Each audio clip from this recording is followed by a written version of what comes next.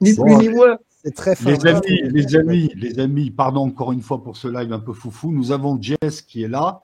On va lui donner le temps. Donc, on fait un rapide tour le temps que Jess arrive. Kim, je crois que tu as raison quelque part. C'est pas aussi. Non, il y a pas de problème, Antoine. Je voulais juste savoir qui montait. Parce que là, voilà, là, on a des gens de qualité. Je vais vous demander, les amis, s'il vous plaît, de rester, mais de couper les micros. On va accueillir Jess tranquillement. Hello. Allô. Ouais. Ça va, Jess? Ouais, à part qu'il est 3h du mat, ici, c'est bon. Je te présente mes excuses. Je suis en retard et c'est de ma faute. J'ai pas vraiment d'excuses dignes de ce nom. J'ai pas vu l'heure passer, en fait. Ah ouais. Tout simplement. J'ai pas d'excuses et je te les présente quand même. Eh ben c'est bien. Écoute, non, mais quand c'est comme ça, faut mettre des alarmes. Tu sais, moi je mets des alarmes. Ouais. Je suis désolé. Mais si tu veux, soit on le refait si tu es trop fatigué, soit on peut enchaîner là. Non, c'est bon. Moi, j'avais sorti 2 éditos. J'avais sorti un dernier juste avant l'heure, avant 20h. Et puis après, j'ai dit, bon, j'ai cherché, j'ai vu que ça, il y avait personne. J'ai dit, oh là, qu'est-ce qui se passe? Je croyais qu'il y avait eu des missiles sur la France. J'ai dit, bon, peut-être sur Marseille. Alors non. T'aurais aimé, hein?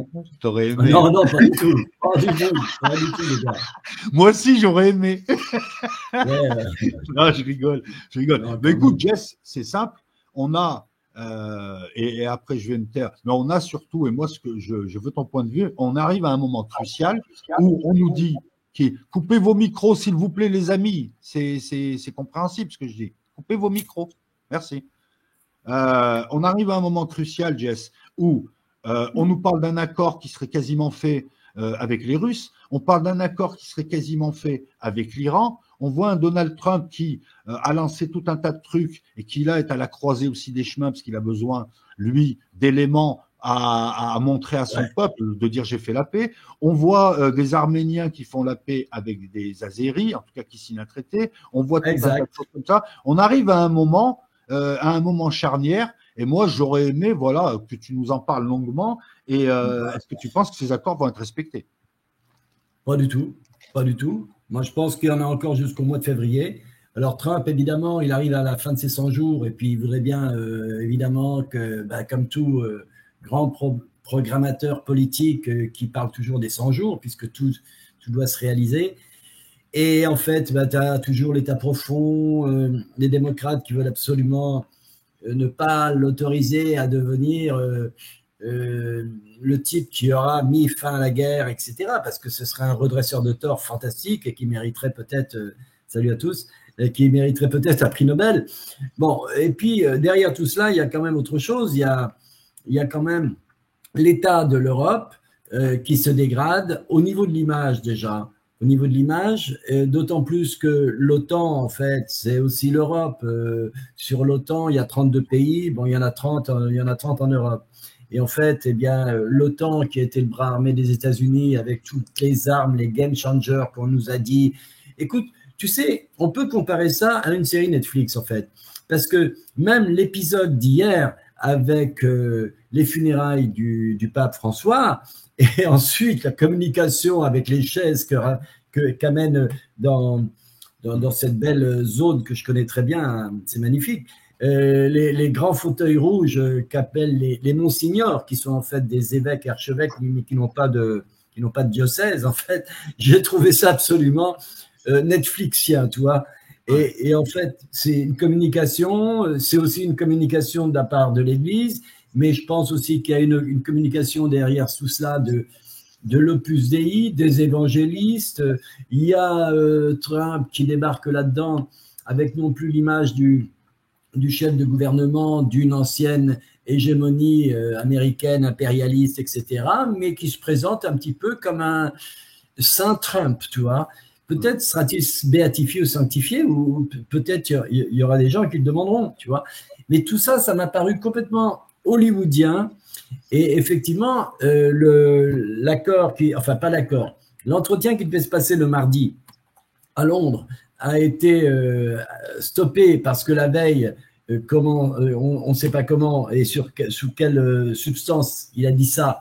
Mais il a dit non, mais de toute façon, l'Ukraine, dans sa constitution, ne reconnaîtra jamais avoir perdu la Crimée, ne reconnaîtra jamais ceci, cela, alors qu'en fait, c'était dans les tuyaux et c'était quelque chose qui avait déjà été défini sur papier, alors qu'on nous dit que c'était verbalement, mais ça a déjà été présenté, préparé, comme tout affidavit se fait dans le monde anglo-saxon.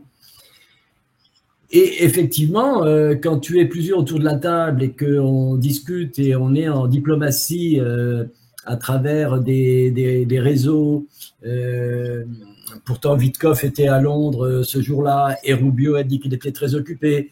Donc, quand l'un ou l'autre des interlocuteurs revient sur ce qui avait été poussé, préparé, présenté, peut-être mal accepté, mais qui pouvait être quand même mis sur la table, tout du moins en demandant moins, non.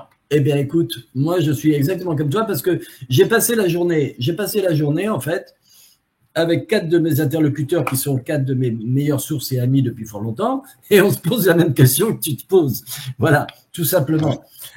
Exactement. Ah ouais. Mais alors, tu sais, chacun y va de son petit scénario, en fait, c'est très sympathique. Et on se retrouve un petit peu. Alors, pourquoi je reviens sur la série Netflix? Parce qu'on s'est retrouvé un petit peu, d'ailleurs, c'est moi qui l'ai proposé en début, parce qu'avec le décalage horaire avec les États-Unis, ben évidemment, ça fait différence d'heure. J'ai dit, bon, mais les gars, écoutez, imaginons qu'on soit dans une série Netflix et qu'on soit 4 showrunners et qu'on doit faire l'épisode suivant. Qu'est-ce qui va se passer? Alors, comme on était 4-5, en fait, ben, chacun y est allé de son scénario. Et le scénario le plus probant qui ressortirait, c'est que de toute façon, les États-Unis ne peuvent rien imposer aux Russes, pour la bonne raison que les Russes, de toute façon, ils n'ont plus confiance dans les accords passés. Il y a eu trop de tromperies, que ce soit les accords de Minsk et tout le reste, et puis la non-belligérance supposée, mais on envoie des hommes, etc. Et après, on envoie des missiles qui devraient tirer à longue portée. On les utilisera pas, mais au dernier moment, Trump, les démocrates les utilisent juste 2 mois avant l'avènement de Trump, etc. Donc, je pense que de toute façon, c'est les Russes qui vont décider, à mon avis. Voilà. Alors, moi, je te rejoins totalement, et on est nombreux quand on discute en privé. Depuis le début, on a l'impression que toute l'histoire est scénarisée. Mais alors, ah oui, mais franchement, non, mais c'est vrai parce que je développe juste, tu vas comprendre, Gilles. Vas-y. Parce que moi, je vois sur le plan militaire, il y a tout un tas de trucs qui sont faits en dépit du bon sens. J'ai beau chercher depuis 3 ans, je comprends pas. Ouais. J'ai cette intuition. Mais, il y a une eschatologie, il y a un programme, il y a des gens qui disent des trucs, et il y a aussi nous qui cherchons toujours à donner du sens à l'information. On dit que peut-être cette intuition, on la provoque nous, et on veut voir un scénario parce que c'est construit avec des rebondissements, et donc quelque part, on est peut-être. Est-ce qu'on ne serait pas en train de faire un biais de confirmation lorsqu'on dit que c'est scénarisé? Bah, moi, j'ai vraiment une sensation que, quoi qu'il en soit, j'ai l'impression, on a l'impression, enfin, je ne suis pas tout seul à avoir cette notion-là, on constate en fait que les Russes gagnent du temps, que quelque part, Trump a abondé dans le sens des Russes en disant oui, c'est vrai qu'après étude, on a bien compris qu'en fait, vous n'étiez pas le plus grand fautif. Enfin, tu vois, ça aussi, c'est du narratif, c'est dans une forme scénarisée. Et puis, juste hier, après la discussion avec le Zelensky, il a dit oui, non, mais en fait, bon, il faudrait peut-être que nous dise, on peut aussi considérer que les Russes traînent la patte et n'ont pas trop envie de. Bon, il reprend le narratif de Zelensky, en fait. Ils n'ont pas trop envie de négocier. Il reprend le narratif de Zelensky. Trump, Jess, depuis le début, déjà, on a quand même une négociation assez bizarroïde dans son format, assez insolite, bizarroïde, puisqu'on a 2 négociations en une. On a une négociation entre la Russie et les USA qui semble, dès le début, avoir trouvé un terrain d'entente, à savoir l'accord de 2022 qui avait déjà été proposé et qui a échoué à l'initiative de Boris Johnson. Cet accord peut-être remodelé, mais en tout cas, ils avaient une base. Et de l'autre côté, on a l'impression qu'on a, c'est que Trump négocie avec l'Union européenne, qui est le véritable interlocuteur, Zelensky étant la marionnette de Paris et de Londres, et il sait que ces gens veulent la guerre et veulent retarder le truc. Et donc, la vraie négociation, elle se joue là, en fait.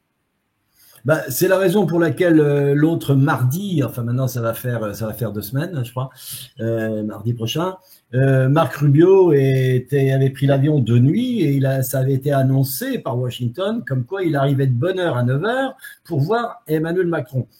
Bon, on s'était posé la question puisqu'on était en train de préparer deux éditos, d'ailleurs un pour les États-Unis, un pour ici, en francophone, mais on avait les mêmes informations. Et la question qu'on se disait, bah écoute, à ton avis, qu'est-ce qu'il vient lui dire? Bah, il vient lui dire, écoute, tu vas arrêter tes conneries, tu vas arrêter de dire que tu envoies des gens là-bas, tu vas surtout arrêter de dire qu'il y a des casques bleus parce que l'ONU ne veut plus envoyer de casques bleus nulle part. Les circonstances du passé nous ont montré que les casques bleus, il ne faut pas oublier les casques bleus français de la finule qui se sont fait casser la gueule en 83 ou 84 à Beyrouth. Hein. Ouais. Bon, alors l'armée aussi a réagi d'une certaine façon. Il y a eu des défections dans la Légion étrangère, c'est la première fois que ça arrive quasiment depuis que la Légion existe. Tu as des défections de gens qui ont 10, 12 ans d'armée. Enfin, tu sais très bien que quand on est à l'armée, en général, on y est pour un moment. Quand on quitte, il faut se trouver une bonne raison, mais quand il y a des défections en masse, en Angleterre, c'est pareil, en Allemagne, on a exactement les mêmes infos. Donc, dans le fond… On a… Jess, pour illustrer ton propos, je t'ai mis derrière en fond, on a ça aussi. Et ça, c'est super important parce que la grande muette qui est l'armée française, quand ils commencent à faire ça, c'est que c'est chaud. Là, c'est quasiment, ils sont en train de gueuler. Ils ont signé un appel. Ah oui. Voilà. Avec, j'étais avec eux la nuit dernière dans un cercle privé, enfin en live. Et effectivement, c'est Place d'Armes qui a diffusé ça avec Bernadac, je me souviens. Mais effectivement, parce que c'est la première fois que, disons qu'un carteron de généraux, là ils étaient 26, bouge un petit peu, l'ouvre un petit peu. Ça se pratique de plus en plus, mais en fait, il n'y a plus l'idéal, en fait. L'armée, elle est là pour défendre la République, bon, quels que soient les ordres qui soient donnés. Mais dans le cas d'une illégitimité colossale, comme celle qui se produit actuellement, et puis avec des allers-retours, et puis des faits qui relèvent plus de la grande laveuse machine à laver de fric, parce que ça a été une grosse machine à laver, l'Ukraine, avec des gens qui ont vraiment une étiquette, une noirceur, les Macron, les Merz, les Sarmer, etc. Ils sont plus crédibles.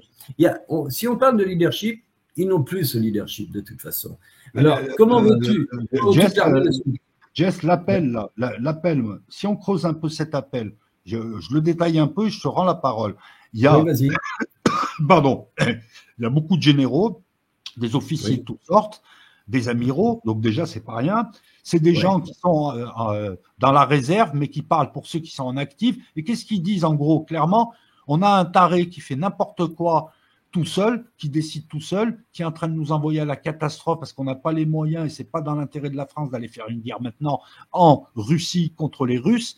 Et il faut arrêter ce taré. Voilà ce qu'ils disent en fait clairement. Hein. Ils parlent parce que là, ils demandent de prendre le contrôle des actions d'Emmanuel Macron et du gouvernement sur l'Ukraine. C'est très fort. La formule peut paraître comme ça, écrite en bon français, mais ça veut dire qu'il faut arrêter ces tarés, ils sont en train de faire n'importe quoi. Mais oui, mais justement, on en a parlé, on devait en parler pendant 1 heure hier soir. Alors, imagine-toi que ça a duré 6 heures pour la petite histoire, tu vois, ça a été plus profond que ça. Et j'aurai certainement un entretien, une interview avec un des généraux, sans le nommer pour l'instant, mais qui est vraiment à la retraite et qui a des choses à dire, beaucoup plus qu'on ne le pense. Je ne pensais pas que c'était aussi chaud que ça, en fait. Hein.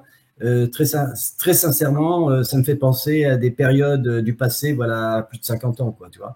1914, 2 mois avant, il y avait cette ambiance où les mecs disaient que ça ne va pas durer longtemps. Ça a duré une boucherie, quoi. Exactement. Mais on retrouve exactement, en parlant avec des généraux d'active et des gens qui sont spécialisés surtout dans la stratégie et l'armement, eh bien, on retrouve exactement le même processus que l'on trouve au Pentagone. C'est-à-dire que tu as des gens qui sont militaires de carrière, qui connaissent bien leur boulot, qui travaillent avec les renseignements militaires de leur pays, hein, et qui, en fait, savent très bien que quand on va autour de la table de jeu ou sur le terrain de foot, on sait exactement quels sont les risques, puisqu'on sait quels sont les éléments que l'on peut utiliser pour combattre l'adversaire. Et dans le cas présent, au Pentagone, Depuis 3 ans, ils préviennent en disant que de toute façon, ils seront perdants avec les forces de l'OTAN, le matériel de l'OTAN. Bon. Il n'y avait pas de renseignements américains qui ont été muselés complètement depuis 2008, qui ont été éliminés aux États-Unis, en Russie depuis 2008 et en Chine également. Il n'y a pas de synchronicité par hasard. Donc, quelque part, ils étaient aveugles sur le plan de l'espionnage industriel militaire.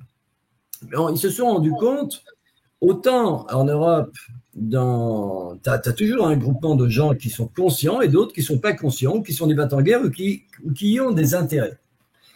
Et dans le fond, évidemment, c'est la raison pour laquelle des généraux vont te dire bah, écoute, non, moi je ne veux pas envoyer mes hommes au casse-pipe et je n'ai pas envie d'y aller non plus. Parce qu'on n'est pas à part égale, on n'est pas à jeu égal. Voilà, c'est ce qui ressort en fait. Et que ce soit les Britanniques, les Allemands, les Français et les Américains y compris. Alors les Canadiens, pareil, sauf que les Canadiens, ils ont envoyé des mecs sur place. Hein. Bon, ils ont passé un accord, c'est passé par des milices privées, et puis c'est l'OTAN qui gérait ça. Après, il y avait les uniformes, parce qu'il faut parler aussi de toutes les pertes qu'il y a eu dans la poche de course, qui ont été documentées, qui sont vraiment documentées maintenant. Il y a tout un dossier qui est fait présent, parce que le ministère de la Défense russe, quand il travaille là-dessus, ils le font très scrupuleusement, surtout avec les corps des gens qu'ils ont récupérés sur leur territoire russe, dans la poche de Kursk. Et là, on voit vraiment la progression des populations, de citoyens de chaque pays, avec les pertes. Alors, ceux qui ont perdu le plus, ce sont les Polonais. Ensuite, tu as les Colombiens, les Géorgiens, et puis les Français, les Britanniques, les Français, les Britanniques, etc. Et donc, c'est normal que des généraux disent que, d'abord, ce serait le fait du prince de pouvoir envoyer quiconque au casse-pipe sans demander à passer par un décret, à présenter ça à l'Assemblée, avoir une autorisation. Mais comme il n'y a pas de légitimité, de toute façon, ils veulent faire ce qu'ils veulent. Même sans légitimité, ils font ce qu'ils veulent. Maintenant, attention, c'est punissable par la loi au terme de…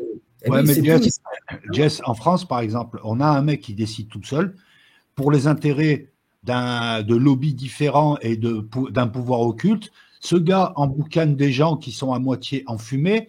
Et lorsque tu parles de loi, mais il a transgressé la Constitution depuis 2017, il fait que ça. On a aussi quand même des gens qui sont soit qui n'ont pas les moyens quand ils s'en rendent compte, comme nous, soit des gens totalement apathiques. Et c'est pas les populations qui aujourd'hui vont faire le grand soir et se réveiller. J'y crois pas ça. Elles sont endormies, les populations. Elles sont endormies parce que malheureusement… Anesthésiées, je devrais dire. Oui, mais tu as raison, mais quelque part, on peut leur donner des circonstances, on peut leur trouver des circonstances atténuantes, puisque de toute façon, quand tu n'as pas la possibilité de développer un esprit critique et que tu n'as que un canal d'alimentation, que ce soit de nourriture, bah tu seras toujours le même, ou là d'information, toujours le même, c'est la raison pour laquelle moi je me suis dit à un moment donné, il faut créer vraiment une autre agence de presse ailleurs, quelque part, quoi. C'est pas possible, parce que c'est normal, les plateformes en Virginie qui ont créé tout le narratif depuis février 2022, ça a été diffusé partout en Europe. Ouais, mais aujourd'hui, c'était des alliés. Jess, excuse-moi de converser, mais aujourd'hui, par exemple, attends, je vais le dire calmement.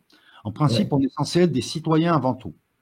Beaucoup de gens sont des consommateurs. Le citoyen, il a des devoirs, il a des obligations avant d'exiger ses droits, et notamment, un citoyen, c'est pas un mec qui fait n'importe quoi. Lorsque la décision est importante, comme une décision politique, il regarde ce à quoi s'engage, et je suis désolé, tout Français peut faire de la politique et décider si ça lui va ou pas. Nous avons des gens qui peuvent voir clairement que des gens ont pris le pays, ne les défendent pas, les coulent, et sont en train de sortir leur agenda secret. Ils voient clairement que c'est des agents de l'étranger comme Macron, ces gens-là. Et puis aujourd'hui, on n'est pas dans le cadre de l'ORTF que j'ai connu moi quand j'étais petit, où il y avait une chaîne, mais quand j'étais encore beaucoup plus petit, il y avait une chaîne télé. Là, aujourd'hui, les gens, pour être citoyens, tout le monde sait qu'un pouvoir va baratiner un peu pour garder ce pouvoir, ce contrôle sur toi. Même un bon pouvoir va quand même te narrer quelque chose. Donc, un citoyen, qu'est-ce qu'il fait? Il se dit, lui, il me dit ça, mais moi, j'ai un esprit critique. C'est comme quand je vais faire mes courses, je vais comparer les magasins et je vais aller là où c'est le mieux. Aujourd'hui, on a Internet sur nos téléphones, on a Internet sur nos tablettes. Il y a même les personnes âgées vont sur Internet. Bien sûr, oui. Personne ne peut dire qu'il n'est pas informé ou mal informé ou qu'il n'avait qu'un canal d'info. Il y a des gens, malheureusement, qui aujourd'hui ont aussi une attitude de consommateur et ça nous plombe parce que ce sont les mêmes qui ont réélu Macron et son argent magique, ce sont les mêmes qui, en fait, votent n'importe comment et ça donne des catastrophes. Aujourd'hui, la France est en grave danger. Quand les militaires, comme ces généraux, te disent il faut reprendre le contrôle, ils sont en train de nous expliquer qu'on est aux mains de tarés qui font n'importe quoi. C'est même pas une histoire de ils veulent pas se battre avec la Russie, ils comprennent pas ce que fait la France là-bas. Oui, bien sûr, il n'y a pas de raison. Surtout que l'Allemagne, principalement, sans parler de la France, elle est tombée en miettes à cause de l'acceptation de l'élimination de la destruction du Nord Stream 2, puisque c'était leur pouvoir d'alimentation à bas coût depuis des siècles, depuis 58 déjà, avec du temps de Khrouchtchev, et ensuite, à partir du moment où Schröder, qui était l'ex-chancelier, avait procédé à cet accord avec les Russes, avec un investissement de 5 milliards d'euros qui avait été mis sur la table par BASF, qui est le plus gros groupe chimique au monde, et qui aujourd'hui est quasiment fermé, parce que, évidemment, ils produisent plus cher. Ils peuvent pas vendre, voilà, c'est tout simplement. Donc l'industrie, Volkswagen a fermé 45 000 postes. C'est une apocalypse. Cette acceptation de la chancellerie Scholz a été absolument invraisemblable parce que ça a été caché, d'accord, mais peu importe qui l'a fait péter. Mais enfin, c'est votre matériel, c'est votre maison. Le loup arrive, il te fait péter ta cabane en carton. Tu dis quoi? Tu dis, non, moi, le loup, il peut repasser quand il veut. Ben, c'est un peu la même chose, quoi. On a des gens qui étaient en affaire avec un Russe, qui faisaient des bonnes affaires avec un Russe. Ces bonnes affaires, leur économie, elle était, comment dire, leur économie en bénéficiait, puis elle en avait besoin. Voilà. Et qu'est-ce qu'on voit aujourd'hui? Des gens qui ont décidé de s'embrouiller avec des Russes, qui nous inventent un narratif où les Russes c'est des nazis, alors ils coupent le gaz russe par tuyau, mais ils le rachètent en GNL autant. Hein, l'Union européenne achète autant de gaz russe, qui font des trucs qui font qu'on se demande si c'est pas des tarés. Mais non, c'est pas des tarés. Ils ont un agenda pour détruire l'Europe, pour amener le projet de l'Europe fédérale que moi j'appelle le nouvel ordre mondial. Et quand tu mets ce calque sur leurs intentions, tu t'aperçois que Macron sait ce qu'il fait, qu'il est très rationnel. Mais si moi je m'en rends compte, pourquoi les gens s'en rendent pas compte de ça? Alors, Eleftarios, par exemple, qui est sur le chat, nous parle de boucle de l'information, d'algorithmes, de tout un tas de techniques. Je suis d'accord, mais si un crétin comme moi a compris une partie de leur plan, je pense qu'il y a plein de gens en France qui auraient dû le comprendre. C'est de ça dont je parle. Je veux dire, si nous on l'a vu, c'est que les autres n'ont pas voulu le voir. Et quand je dis, voilà, et encore une fois, je suis pas en train de juger la population, on est en train de juger les mécanismes qui font que cette population est devenue apathique. Mais quand voici 3 ans des journalistes d'investigation indiens, dont je connais un depuis quelques années, depuis une dizaine d'années, quand ils ont mis sur la table le dossier secret qui avait été passé entre la Russie et l'Inde depuis 2019 pour acheter de très grosses quantités de pétrole, bien sûr, ils n'en avaient pas autant besoin que ça, mais avec le pouvoir de le traiter dans leur raffinerie, de le raffiner, pour éventuellement le revendre à d'autres avec une marge. Et en fait, les Européens, ont acheté ce pétrole depuis 3-4 ans, alors que c'est du pétrole russe. Et c'est évidemment… Et alors après, on s'étonne en fait que l'Inde ait une progression de PIB de 8 à 10 ou 11%. Évidemment, parce que le secret de toute façon de toute société, c'est que lorsque tu veux produire, comme dans tous les jeux de stratégie de base, comme Truc of Empire, là, je me rappelle de ça. Age of Empire. Age of Empire, oui, au départ, tu dois couper du bois, tu dois ramasser des fraises, etc., pour nourrir tes soldats, etc. Bon. C'est la même chose. De toute façon, le secret pour réussir, pour qu'une société produise, c'est d'avoir une énergie de production qui coûte pas cher. Donc, l'Inde, depuis 2019, elle en profite. Et en fait, quand on voit sa courbe d'évolution, c'est fantastique. Alors, on a la même chose Cambodge, Thaïlande et Vietnam. Quand j'ai regardé les chiffres ces derniers temps, là, 2-3 mois, ils sont à 8-9% de progression par an. Ensuite, tu as une Europe qui est complètement démembrée, qui tombe en miettes, qui est à 0 en récession totale. Depuis mai 2023, l'Allemagne est en récession. À cause de quoi? À cause de l'énergie. Et aujourd'hui, on m'a passé un bouquin en numérique. C'est celle qui gérait Areva dans le temps. Areva, dans le désert, Sahel et compagnie, etc. Et qui, en fait, son bouquin, c'est Révélation du plus grand secret caché. Bon, évidemment, un secret, c'est caché. Mais en fait, c'est vraiment la fulgurance des idioties faites par les gouvernements avec l'énergie nucléaire, avec le développement des éoliennes, avec une constatation de non-rapport et de coûts exorbitants, sauf qu'il y a des lobbies et il y a des industries derrière qui gagnent énormément d'argent avec ça. Et puis de l'élévation du taux de développement du charbon en Allemagne. Et toi, on va t'emmerder pour te dire, écoute, tu peux pas te garer là dans la ville parce que ta bagnole, elle a plus de temps, tu vois. Enfin, tout à l'envers, mais tout. Non, mais c'est Bruno Le Maire qui vient, c'est un génie, hein, qui vient te dire qu'il allait mettre à genoux l'économie russe. Et aujourd'hui, quand je sors faire mes courses, c'est moi qui suis à genoux. Mais effectivement. Mais ce qui risque de se produire. Alors, je disais hier soir dans la soirée, je disais attention parce que quand on voyage et quand on est amené forcément à changer soit des euros, soit des dollars, soit des livres sterling. Moi, j'avais à chaque fois que je me balade, j'ai toujours de l'argent dans une ceinture, parce que c'est des dollars et des livres. Et j'avais des euros sur des cartes.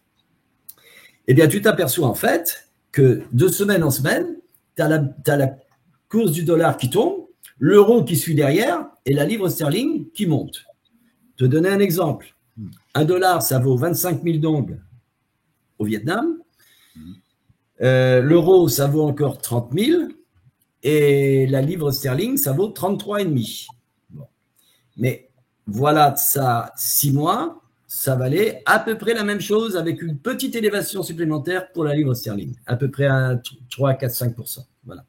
Et donc, tu te rends bien compte qu'en ce moment, il y a une forme de dédollarisation qui s'opère aussi, puisque les Chinois font pression contre les Américains en libérant chaque mois quelques dizaines de milliards d'euros qu'ils avaient, puisque en fait, ils ont des fonds souverains en masse. Bon. Et il ne faut pas oublier que les Saoudiens, eh bien, ça s'est arrêté l'année dernière avec les pétrodollars. Donc, évidemment, la situation de Trump en ce moment, elle est difficile. Et en plus, attention, aux dernières nouvelles là, de 3-4 heures, hein, j'ai vu ça, 3-4 heures, c'est info ouverte pour tout le monde. Eh bien, il rétropédale. Parce que, évidemment, les histoires de barrières douanières, il ne peut pas les maintenir parce que ça désarçonne un peu tout le monde et principalement les États-Unis. Pourquoi?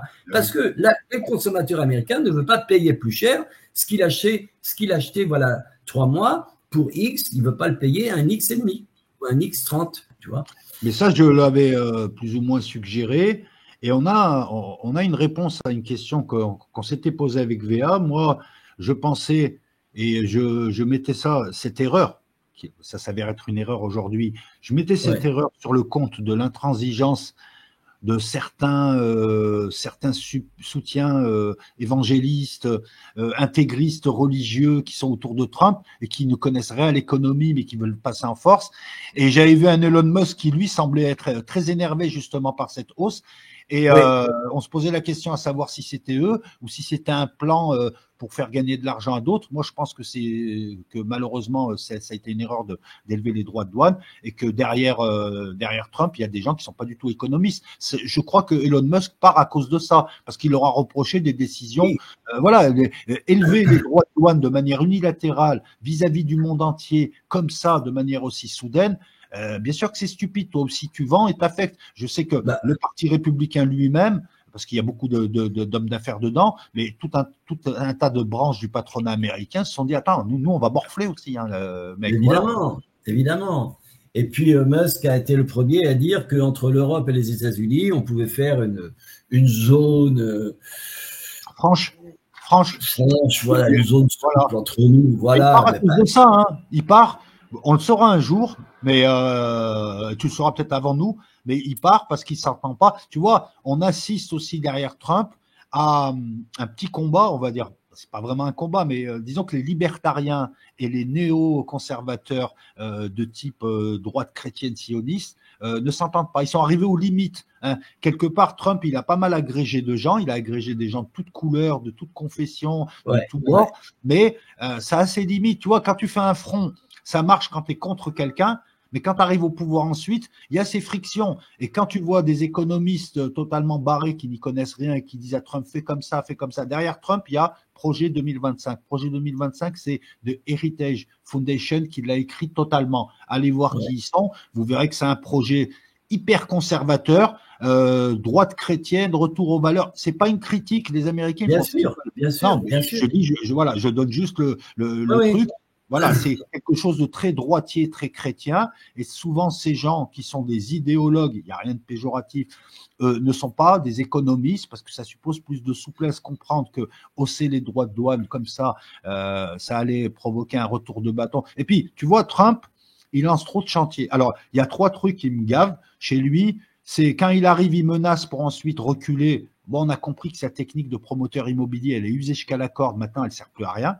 Je trouve que ça le dessert un petit peu.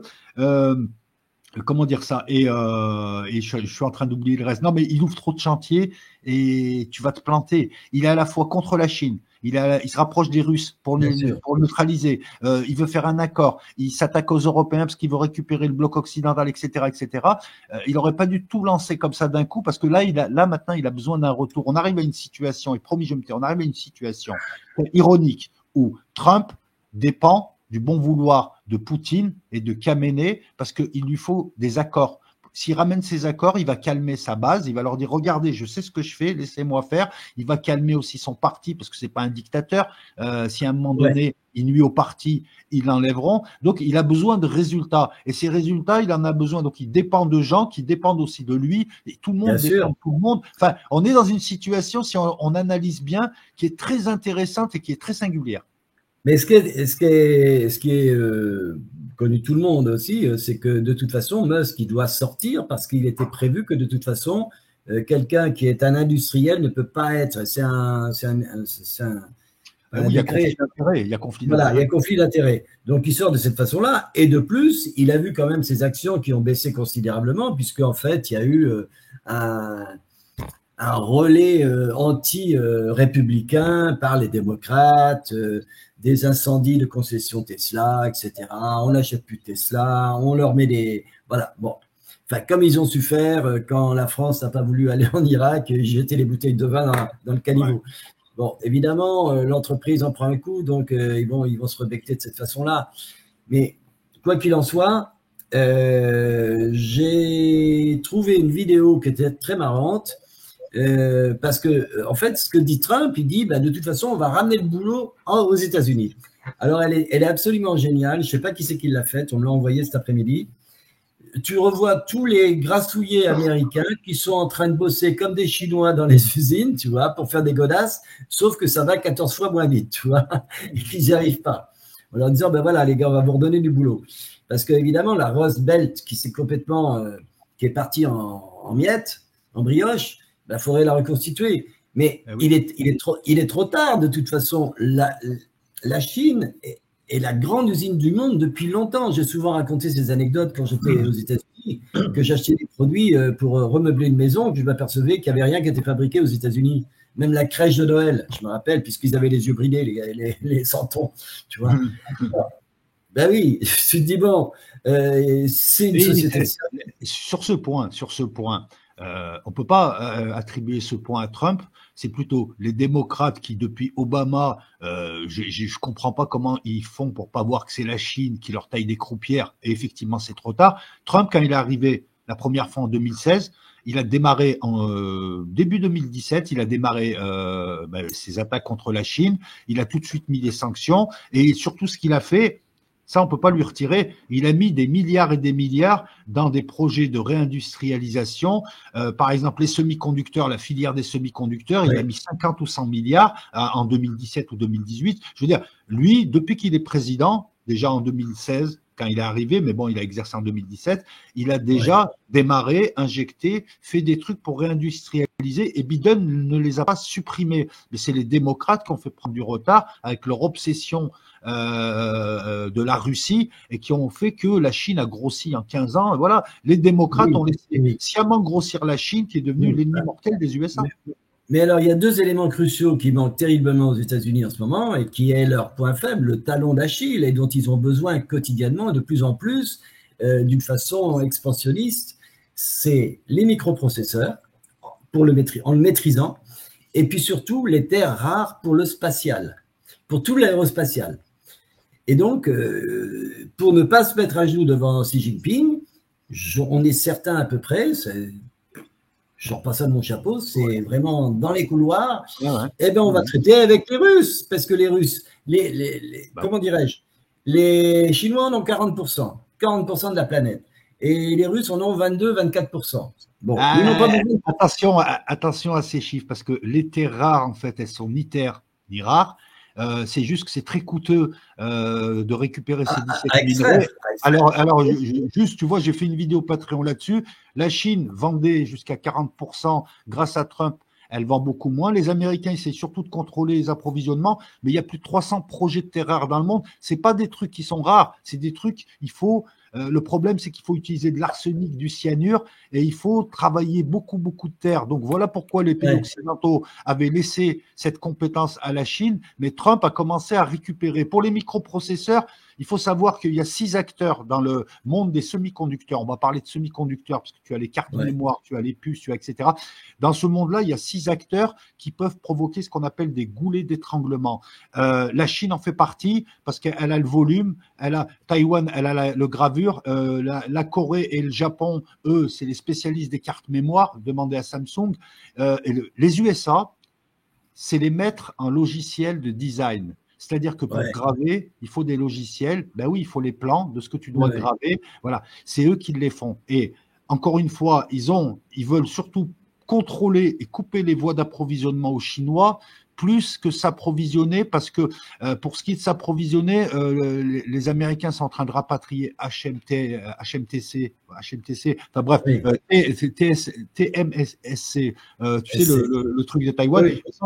C'est juste une histoire de volumétrie. Les Américains ont compris que c'est un secteur stratégique depuis 2016, et c'est l'Europe qui a rien, qui a à poil. Les Américains ont pris leurs précautions. Aujourd'hui, si par exemple les Chinois qui ont le même problème de volumétrie veulent couper les puces des iPhones, tout ça et tout, les Américains, ils auront un problème maintenant, et les chaînes de montage, elles sont en train d'être remises en place. Ce que je veux dire par là, c'est que Trump a réimpulsé lors de son premier mandat les décisions stratégiques qui portent leurs fruits aujourd'hui, qui porteront leurs fruits. Le problème, c'est qu'en Europe, il y a des milliards qui ont été déversés. On a abandonné toutes les industries. On est en train d'abandonner l'industrie de la voiture classique et de la voiture électrique aux Chinois. Où est passé l'argent? L'Europe, aujourd'hui, c'est les machines-outils et l'aérospatiale. Où est passé l'argent? Ils sont nulle part en semi-conducteurs, dans les clouds, en électronique stratégique, dans les drones. L'Europe, où est-ce qu'ils ont mis leur argent? Dans des léopards et des armes magiques. Non, et puis il y a l'industrie automobile qui se casse la gueule aussi, parce que l'industrie chinoise automobile, elle est vraiment dessus de gamme et beaucoup moins chère et très qualitatif. Donc ça rentre de partout.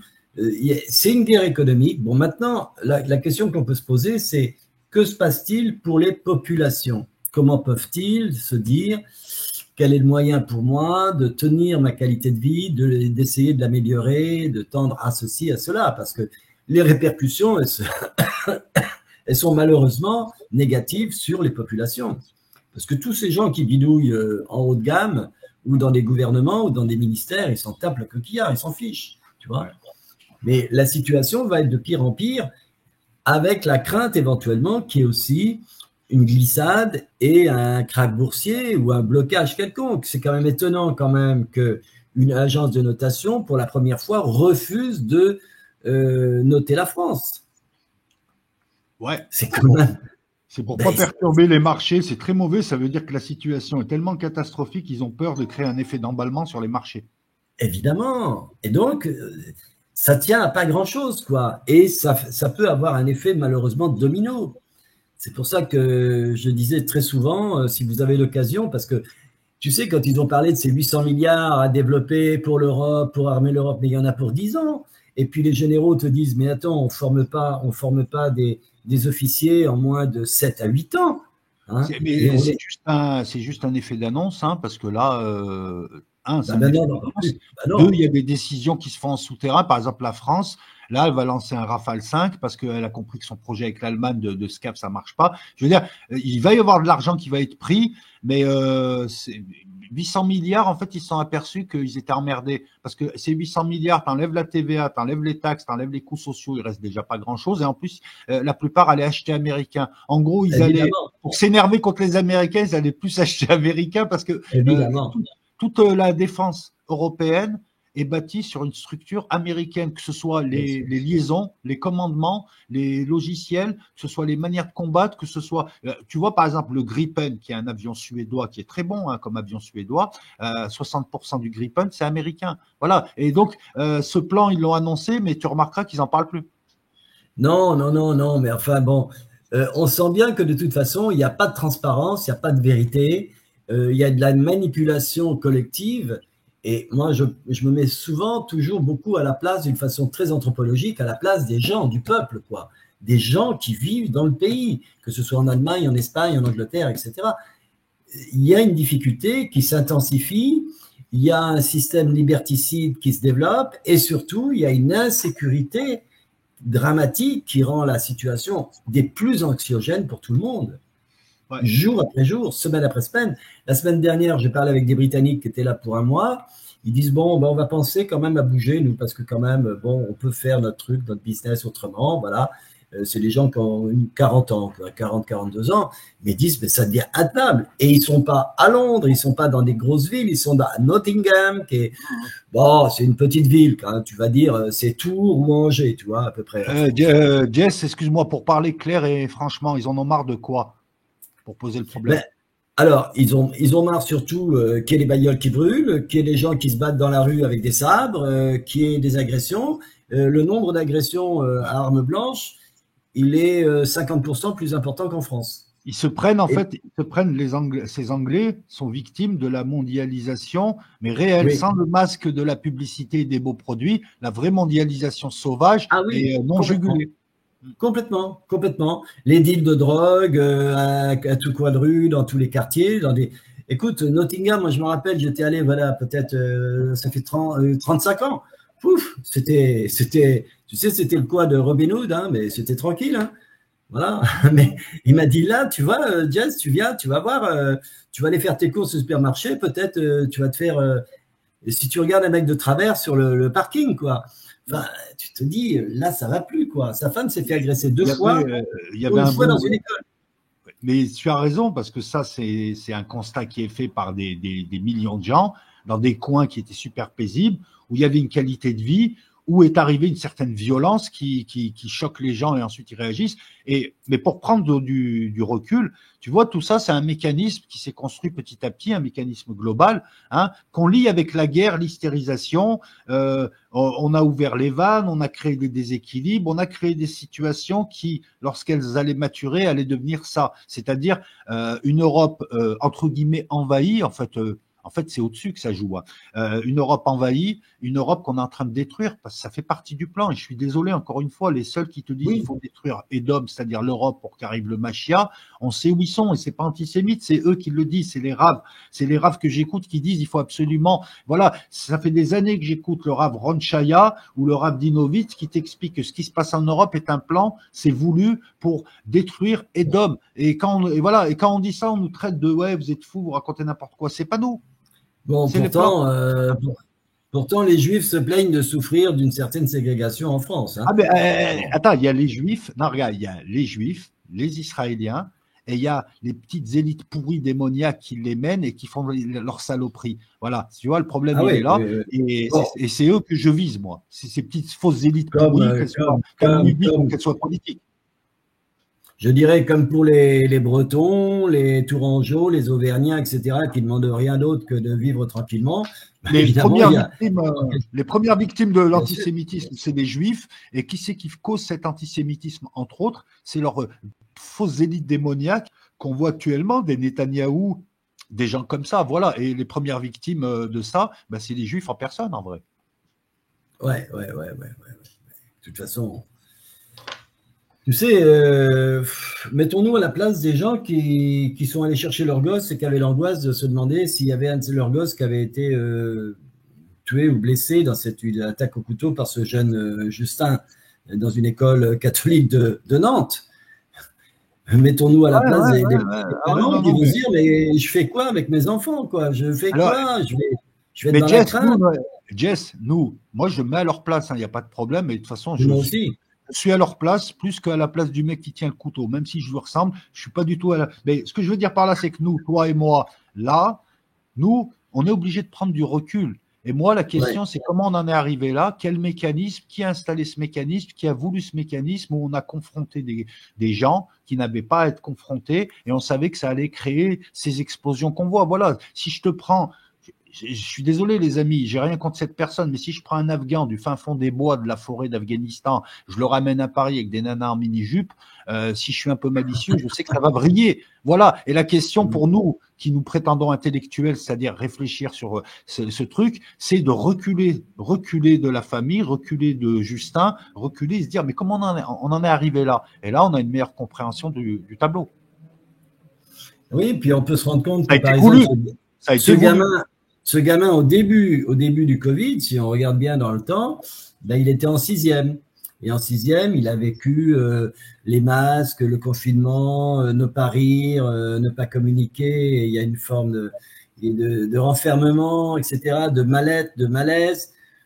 C'est pas les parents qui en sont responsables. C'est pas les parents qui sont responsables du pauvre gars là qui avait massacré une petite jeune fille parce qu'il avait perdu à son jeu vidéo. Enfin, tu te rends compte, alors, on va dire, la psychiatrie, la psychiatrie, ça existe partout. On peut considérer que toute population possède des gens qui ne vont pas bien pour une raison X, Y, Z. Bon, maintenant… Non, il y a une tension et une angoisse en ce moment dans beaucoup de villes françaises qui fait que tu électrifies un champ et donc ça donne des étincelles et ça donne ce type de fait divers. Ce type de fait divers est un marqueur qui indique l'époque dans laquelle on est et surtout qu'il y a une énorme tension. Les gens sont tendus.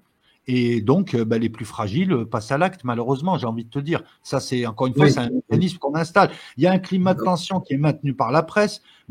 Franchement, ça n'a jamais été aussi anxiogène. Il y a un climat de tension qui est voulu donc par cette presse vis-à-vis de l'économie, vis-à-vis de notre futur, vis-à-vis de voilà, ça donne des gens qui s'énervent pour un rien, ça donne des gens qui passent à l'acte pour un rien, ça donne surtout des fragiles. Tu cites le type qui a tué une fille après avoir perdu au jeu vidéo. Lui, c'est pas un grand, c'est un gars du coin. Il était là, il vivait dans un pavillon. Enfin, il avait tout pour pas être comme ça. Et pourtant, voilà, ce genre de fragile. Mais ça, c'est des conséquences globales d'un climat, d'une société aussi complètement consumériste, complètement pétée. Enfin, il y a une perte de sens évidente et beaucoup de gens s'en rendent compte. Et les gens, quand ils sont forts, ils se raccrochent à quelque chose.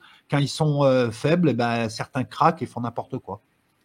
Mais tu vois, je pense que c'est à toi que je le disais la dernière fois. La première chose que l'on découvre quand on arrive dans des coins d'Asie, tu peux te balader à n'importe quelle heure du jour ou de la nuit, tu peux aller dans n'importe quel quartier, etc. Tu ne sens pas cette tension que j'ai pu avoir dans certaines villes d'Angleterre, en France, à Bordeaux, à Toulouse, à Lyon, à Paris, on n'en parle pas. Voilà. Et c'est vrai, c'est un sentiment, mais alors tu vois même, tu descends, quoi. Et ça te fait ça. Mais je me rappelle, voilà, de ça 4-5 ans, Costa Rica, c'est pareil. Au Panama. Et j'irais même en Colombie, tu vois, à Carthagène. Je me rappelle, moi, c'est là une vieille ville que j'ai connue très jeune quand j'étais dans les années 80, quand c'était très, très chaud là-bas. Et je l'ai redécouverte complètement restaurée, magnifique. C'est une vieille ville hispanique. Maintenant très touristique, même très cher d'ailleurs à accéder, mais pareil, à 3-4 heures du matin, tu peux sortir à toute heure, les filles vont pas se faire siffler, etc. Ça n'existe pas. Et je parlais avec une petite Russe l'autre jour, justement, qui me disait, bah, moi, je voudrais bien aller en France et tout, je connais pas. Je lui dis, bah, moi, je ne sais pas pour l'instant, je vais t'expliquer un petit peu. Il y a des choses à savoir. Oh, mais comment c'est possible? Parce qu'elle dit, en Russie, ça, c'est pas possible. Tout ce que tu me dis, c'est pas possible. En Russie, ça n'existe pas. Oui. Je dis, oui, je sais, mais c'est comme ça.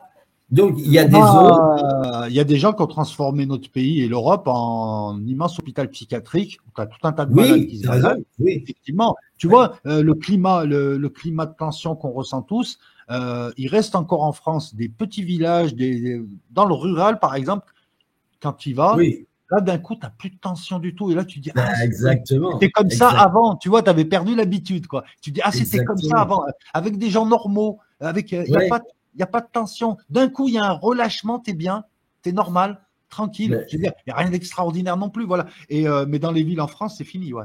C'est fini. l'été dernier, j'ai passé quelques semaines dans un petit village des Pyrénées sympa parce que j'avais besoin Voilà. d'isolement et puis pour travailler tranquille et tout.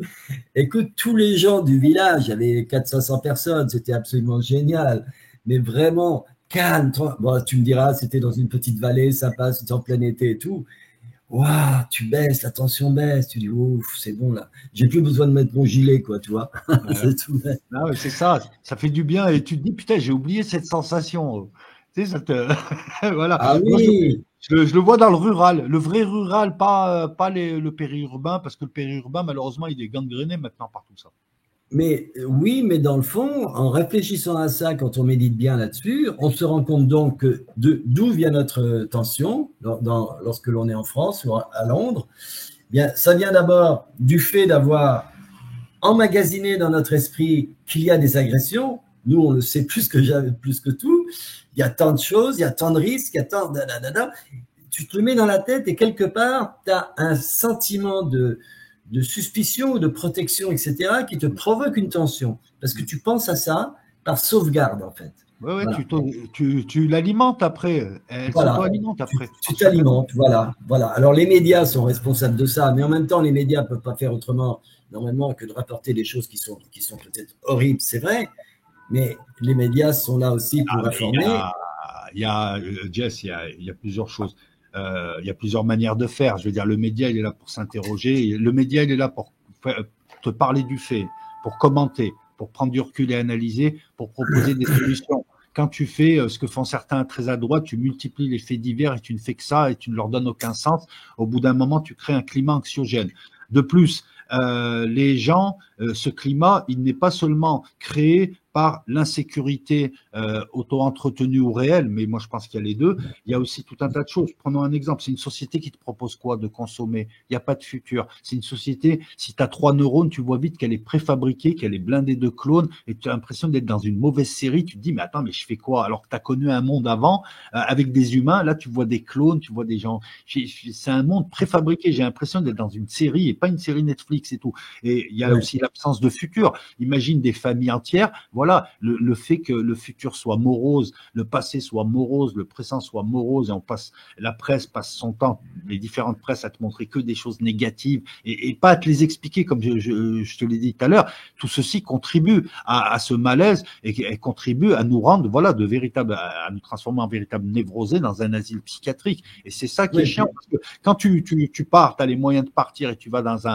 un îlot encore, parce que les autres pays sont touchés pareil, mais quand tu vas dans un îlot de tranquillité, tu te dis ah ouais, voilà, et tu te rends compte dans quelle merde t'étais, parce que là, on est dans un pays, on y est depuis le départ, donc nous sommes la grenouille dans la casserole, mais on n'a pas vu l'eau de la casserole bouillir aujourd'hui. Certains sont incapables de sortir de ça. Tu vois le truc. ouais, Donc c'est un tout, et ce tout a été fabriqué. Il a été voulu, nous l'avons entretenu nous, mais il n'a pas été fabriqué par nous. Et là, on arrive non, à quelque chose qui fait que tous les matins, on se dit qu'est-ce que je fais avec ces connards autour de moi, alors voilà, que pareil, les autres doivent dire pareil de moi. Et finalement, on est voilà, des névrosés dans un asile en dépression, quoi.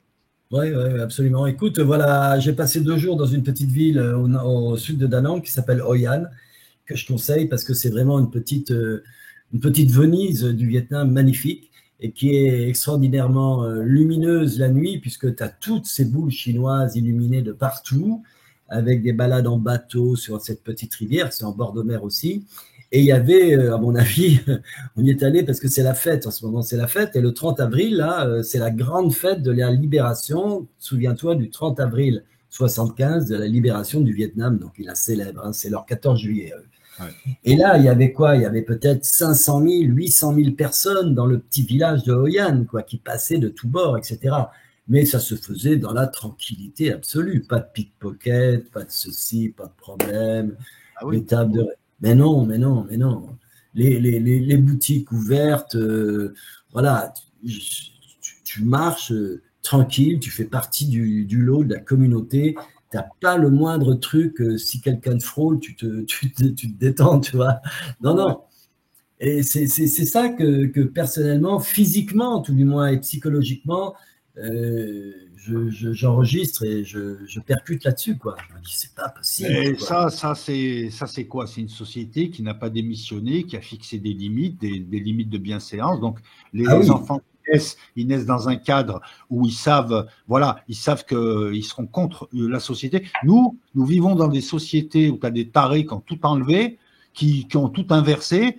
Et quand tu es jeune aujourd'hui, on te propose, voilà, si les jeunes ils vrillent et si les jeunes deviennent ensuite ce que nous sommes des gros cons, c'est parce que regarde ce que propose la société aujourd'hui. Est-ce qu'elle leur propose par exemple une œuvre? Est-ce qu'elle leur propose le travail comme valeur? Est-ce qu'elle leur propose non. la fidélité comme? Est-ce qu'elle leur propose la résilience? Non, on voit des valeurs sataniques, des valeurs de merde, des femmes vulgaires, de l'argent facile. Je veux être une star, peu importe de quoi.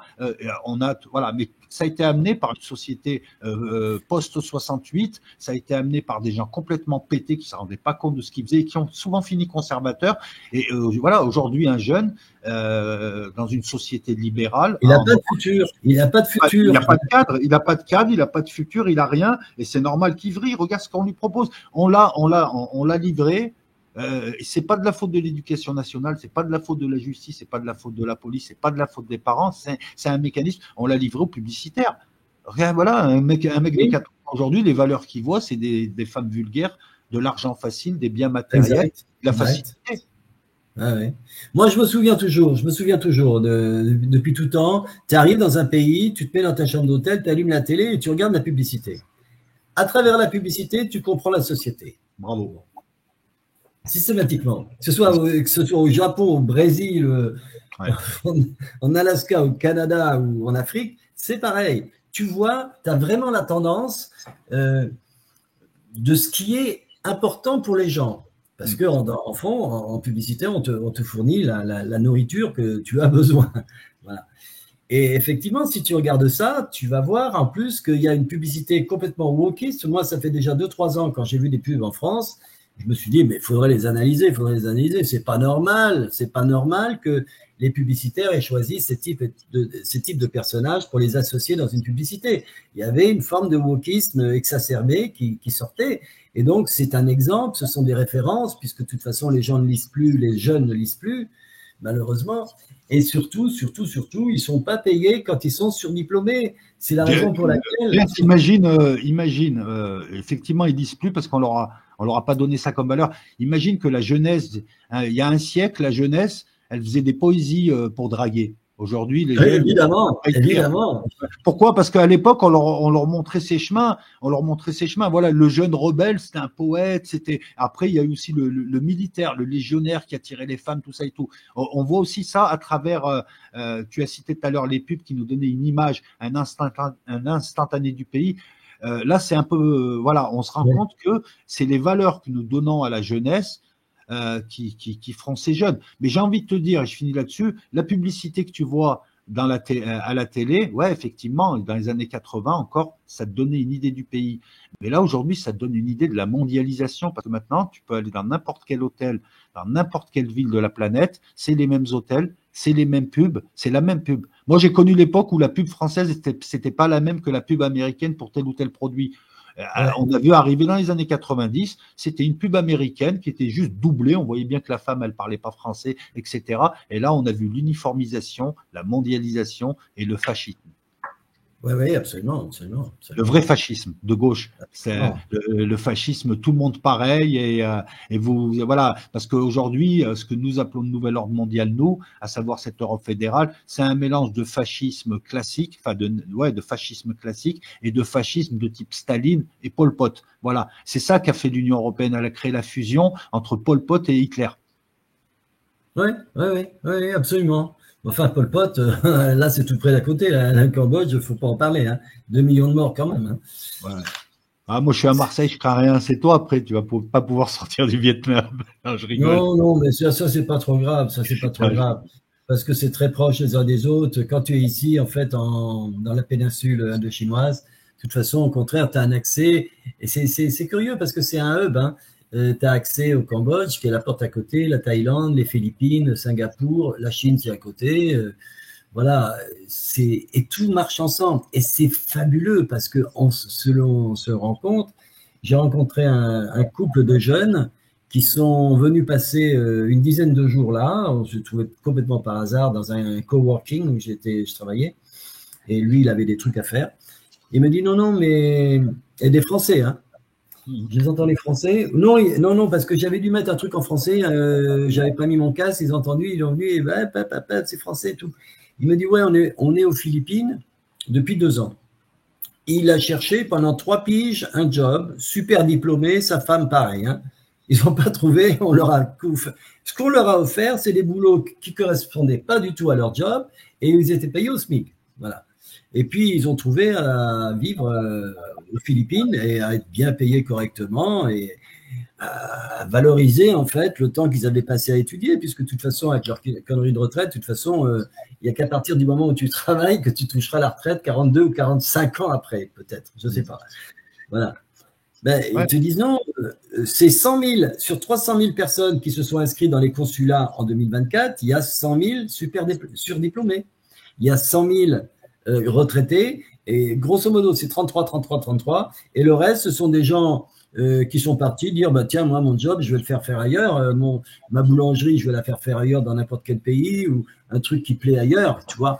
Mais c'est quand même 300 000. Alors, comment se fait-il que ces gens-là prennent la décision, parce que c'est quand même une décision pas facile, quand même. Il y en a aussi qui ont 1 ou 2 ou 3 enfants. Il faut cogiter la chose, il faut assurer son coup, quoi. Eh ben non, ça se pratique parce qu'il y a une forme de ras-le-bol.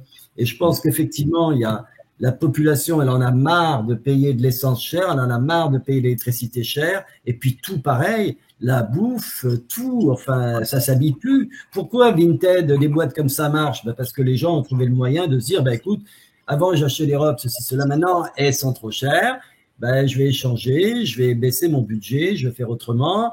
Mais Voilà.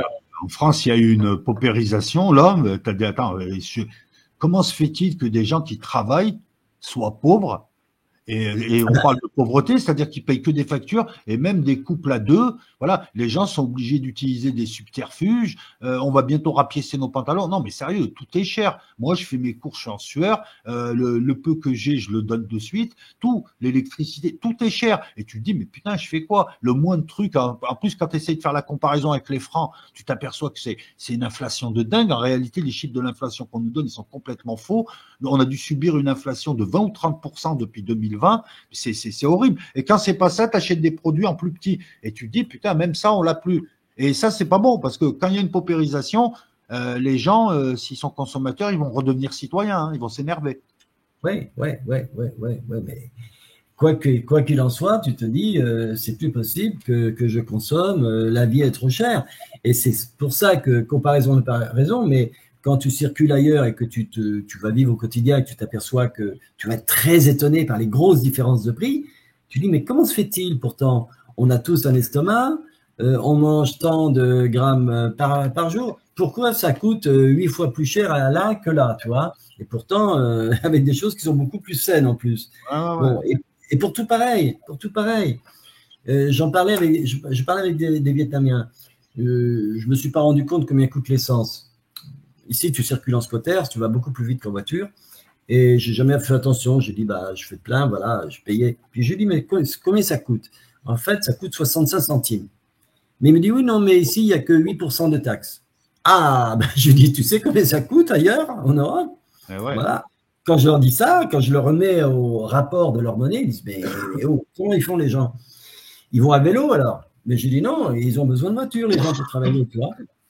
Voilà. Non, mais Et nous, en France, à la base, on avait un système. Moi, le système français, je l'aime bien. Le problème, c'est que l'argent, il va où? Parce qu'on paye tous, on surpaye, on est hyper taxé. Nous, on veut que ça aille aux retraités, on veut que ça aille dans les services sociaux, on veut que ça aille. Je veux dire, on veut que ça tourne en France. Moi, ça me dérange pas parce que je sais qu'il y aura un filet de sécurité. En ce moment, j'ai pas de travail. Bon, bah, heureusement que voilà, tu as un filet de sécurité qui te permet le temps de retrouver le système à la française, on aime ou bon, on n'y adhère pas. Le problème, c'est que nous avons des gens qui empruntent de l'argent, qui le donnent ailleurs, on ne sait pas où ça va, qu'il y a des putains de gaspillages, et ensuite, c'est nous qui devons payer tout ça. Voilà, l'argent magique du Covid, il faut le payer nous alors qu'on n'en a pas profité spécialement. La guerre en Ukraine, on n'a pas envie de la payer. Cette hausse de tout due à la guerre en Ukraine, ben, ça aurait été bien de nous consulter avant voilà, histoire qu'on sache un petit peu. Et c'est ce ras-le-bol-là, voilà, tu travailles pour donner au marché financier ton argent. Mais reconnais que c'est quand même scandaleux d'avouer à la télé de donner 3 milliards à un pingouin qui vient de demander ça alors qu'on sait déjà que c'est des corrompus et qu'il y a des manques certains en France. Et quoi. Mais ce qui est scandaleux, Jess, surtout ce qui est scandaleux, c'est même pas le fait de lui donner 3 milliards, c'est que les mecs donnent de l'argent à un type qui a perdu la guerre. La guerre, elle est perdue. Exactement, oui, en plus. Ils jettent de l'argent, voilà, et c'est ça, et les militaires français, c'est ça dont ils ont peur. Un mec qui veut les envoyer faire une guerre, à la base, ils étaient à 1 milliard de kilomètres de la guerre. Et ils comprennent pas pourquoi est-ce qu'ils doivent aller là-bas sans armement, pourquoi est-ce qu'on subit tout ça, et pourquoi est-ce que cette politique n'est pas décidée en vrai par les Français. On leur impose en leur faisant peur. Voilà, en France, on parle de démocratie, mais les hommes politiques, depuis 20 ans, ils viennent obtenir un consentement de force en faisant peur aux gens, ils mentent pas parce que ils mentent pas, mais ils font du dol. Ils te font croire que voilà. Et il y a des gens tellement faibles qu'aujourd'hui, il y a des gens qui s'imaginent que la Russie c'est le pire ennemi de la France depuis 1000 ans. Pas du tout. Mais tu sais, c'est lamentable, quoi, parce que quoi qu'il en soit, l'armée elle est vent debout en ce moment. Hein. Dans le fond, elle est vraiment vent debout, hein, dans l'esprit. Hein. Elle est vent debout. Hein. Elle est vent debout parce qu'elle a vu que le Russe, il n'était pas faible. Et vu le nombre de morts français qui étaient des militaires défroqués, surtout de forces spéciales et autres, hein, les pseudo-mercenaires français, les pseudo-mercenaires français que vous voyez, n'importe qui est un peu militaire, c'est que c'est des militaires. Bref, il y a des tics, il y a des manières de parler, il y a des trucs, tu sais qu'il est militaire. Bien sûr. On l'a défroqué. Regarde, je vais envoyer des soldats. Je leur demande s'ils sont volontaires. Je sais que j'ai 3000 soldats qui sont prêts à y aller. Les services militaires français, la DPSD, je sais plus comment ils s'appellent maintenant, vont s'en occuper. Enfin, c'est pas la DPSD, c'est la DRM. Qu'est-ce que je fais? Je demande vite fait à créer une boîte civile de mercenariat qui est basée au Panama. Je la crée. Eux, je leur donne un congé sans solde. Ils sont embauchés par cette société, je les envoie en Ukraine. C'est comme ça que ça s'est fait. C'est des soldats. Exactement. Oui, t'as raison. Bien sûr. La Légion étrangère qui a été créée en Ukraine, à Kiev, par un décret qui a été signé par Machin en mars 2022, il a été créé comme ça, il a été financé par le secrétariat d'État à la défense américain au départ. Si vous saviez, les amis, à quoi ont servi des légionnaires en civil, des fois, vous seriez surpris. Voilà, parce qu'en plus, la Légion, c'est à la base, c'est pas des Français. Ils deviennent Français qu'après avoir fait leur service et après avoir eu leur certificat de bonne conduite. C'est rigolo, mais c'est comme ça. Nous, on l'obtient facilement, mais eux, c'est compliqué. Tu les tiens comme ça. Et donc, ces gens sont pas encore Français, ils sont entre deux. Et ben, ces gens, les services de renseignement, le COS, le commandement des opérations spéciales, s'en sert et ils ont pu servir en France de manière civile, ces gens. Voilà, je le dis comme ça vite. Bien sûr. Mais que veux-tu? De toute façon, il n'y a pas de transparence. Alors, des fois, il faut bien sûr dire que pour les services, il ne faut pas de transparence, parce que sinon, s'il n'y a plus de secret, évidemment, ils deviennent des... Comment il faut utiliser. C'est l'utilisation, qu'on en fait. L'utilisation. Voilà, quand tu as un mec qui est à peine français, Macron, c'est lui qui le dit, il n'y a pas de culture française, ceci, cela, il joue l'européen. Quand tu as un mec complètement timbré, imposé par des banques, des marchés financiers et la conjonction de tous les lobbies qui dirigent, et ce mec arrive et commence à faire n'importe quoi, surtout que il arrive et il te parle de printemps. Putain, ça, je m'en rappellerai tout le temps. Je vous saoule avec ça, mais il a parlé printemps, il a ramené l'hiver. Depuis 2017, j'ai l'impression de vivre dans la nuit, dans l'hiver, dans la peur. Le mec, depuis qu'il est là, il fait, voilà, avec sa tête de taré. Parce que quand vous regardez bien, il a une tête de taré. On dirait un démon. Non, mais on dirait un démon, le mec. Ah oui, oui, absolument. Voilà, avec son transsexuel, parce que je suis désolé, pour l'instant, les indices tendent plus vers cette version-là. Avec son transsexuel, tu dis, mais à un moment donné, je me suis endormi, je suis dans un rêve, là. Je suis pas en France. Non, je veux dire, des fois, tu as envie de te réveiller, tu es en 1983, c'est normal, il y a Raymond Barre qui parle à la télé, voilà, parce que là, les amis, ceux qui ont plus de 40 ans, là, ils se disent, mais je suis dans un cauchemar. Petit à petit, voilà, Macron au pouvoir, ce type est instable psychologiquement, il est tenu, et donc, on en revient à cette tribune des militaires, quand ces gens-là te disent ça, c'est que c'est vraiment craignos. Ouais. Et puis, il y a une vidéo dans laquelle le général Koussou, là, il dit, à un moment donné, il dit non, mais on y arrive. À la fin de la vidéo. Je ne sais pas si tu l'as vu, cette petite vidéo. Non. Mais là, ils sont... Quoi qu'il en soit, de toute façon, c'est la police qui tient le gouvernement, qui protège le gouvernement pour l'instant. Donc, si la police baisse les bras, c'est le seul moyen de faire tomber le gouvernement à un moment donné. Parce que l'armée, ce ne sera pas l'armée qui prendra le pouvoir, comme ça a été fait dans d'autres pays, et même comme ça a été fait en France dans les années. Tu sais, Jess, s'il y a par exemple une guerre à l'Est, qu'il y a des troubles en France dans une dizaine de villes parce qu'il y a du ressentiment, que l'armée prendra le pouvoir momentanément, quitte à le remettre ensuite aux autorités civiles. Ce ne sera pas la police, ça sera l'armée et la police. Voilà. Et il y a un scénario qui dit que ceci peut se produire et que Macron peut s'enfuir. Et à ce moment-là, il y a une vacance du pouvoir et l'armée prendra le pouvoir avec l'article 16. Bon, en 68, De Gaulle, il est bien parti au Mont-Saint-Odile avant d'aller à Baden-Baden voir le général Massu. Hein. Ouais. Il a pris l'hélico, il est parti. Ouais. Et ce qui est rigolo, c'est qu'il est allé à Saint-Odile alors que c'est la Sainte qui était censée redonner la vue aux aveugles. Mais il est parti une vacance de 24 heures, mais enfin, on était déjà dans l'article 16 et on était déjà sous un régime qui n'était plus civil. Et là, ça peut revenir. Voilà, je te dis, on n'est pas loin d'émeutes en France, de grosses émeutes. Je parle pas d'émeutes genre de type qui volent des machines à laver, du PQ. Non, je parle de vraies émeutes de différentes natures. Ça peut être des émeutes ethniques. Dans certaines villes, on n'en est pas loin, je te promets. Ça peut être des émeutes sociales, ça peut être des émeutes et ça va être compliqué à gérer, mais on n'en est pas loin. Il suffit de rien en fait. Tout à l'heure, on parlait de gens apathiques, mais il y a une colère. Et cette colère, les gens sont apathiques et décérébrés, mais par contre, à un moment donné, s'il y a la pauvreté, le frigo, il n'y a pas la série, il n'y a pas le chichon, il n'y a pas le pinard, il n'y a pas le... Là, les gens pètent les plombs, ça va devenir de vrais sauvages. Ben, écoute, je sais pas, c'était voilà 2 ans, non? C'était quand? Voilà 2 ans ou 3 ans, en juillet. Bon, on verra cet été. C'est pas à souhaiter, mais quoi qu'il en soit, il devrait y avoir des nouvelles législatives en juillet, puisqu'il fallait que ça attende 1 an. Bon, est-ce que ça va se produire ou est-ce que ça va continuer comme ça? Mais de toute façon, ça peut pas aller 2 ans de toute façon. Ça peut pas aller, que ce soit que sur le plan du budget ou que sur le plan de l'image où il y a une illégitimité totale, même de l'image de la présidence, elle est déjà tombée en ruine depuis longtemps. Ah, mais les législatives, ça va amener quoi? Je veux dire, on a vu les législatives précédentes.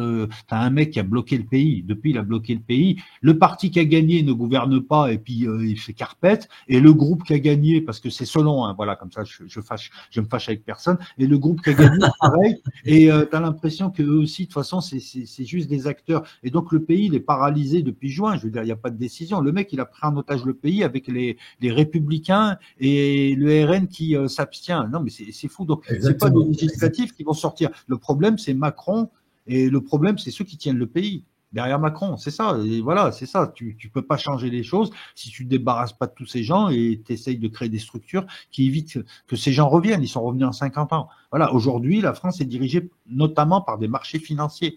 Ouais. Et alors, comment éliminer ces gens? Ah ben, comment a fait la Russie en définanciarisation son économie au maximum? Tu peux pas totalement. Ben, déjà, tu bloques la dette.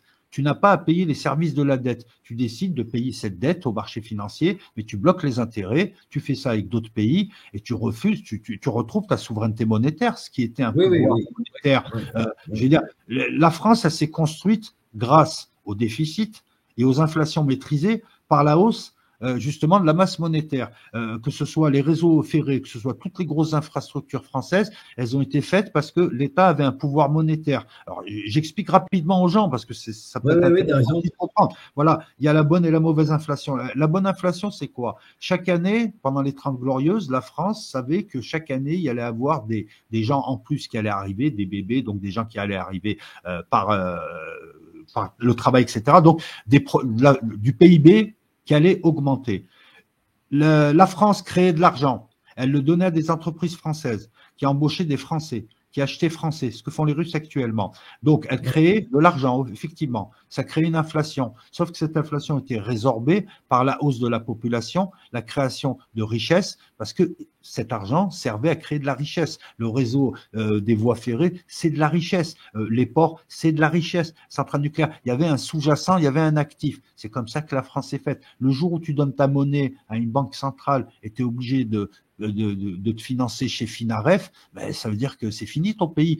Depuis 73, la France a des déficits, elle a une balance commerciale déjà qu'elle n'arrive pas à maintenir, qui est toujours déficitaire, mais surtout, elle est obligée d'emprunter sur des marchés financiers et de faire des intérêts. Aujourd'hui, la France sort 50 ou 60 milliards juste pour payer les intérêts chaque année d'une dette qu'elle ne peut pas payer. Elle paye juste les intérêts. Mais c'est honteux.